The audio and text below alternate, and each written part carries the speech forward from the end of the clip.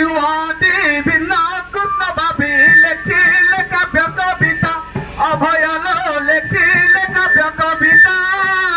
ଆଉ ଶ୍ରୀ ମହାଭାରତ ଲେଖିଲେ ସାରଳା ଦାସ କରି ତତେ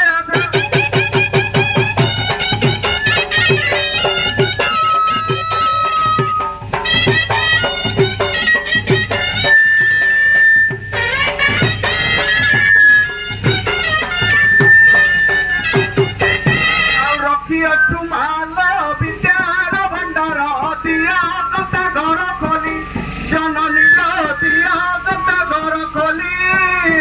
ଆଉ ଏ ମନ ଶୁଭେନ୍ଦୁ ପଶୁଛି ସାରଣ ମାଟିଆ ତ ପାଦର ଧୂଳି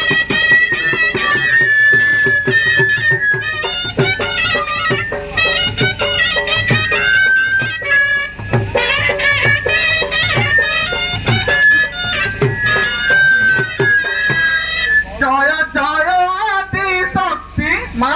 জয় জয় আদি শক্তি মাল তুই আপনা পার্বতী মা জয় জয়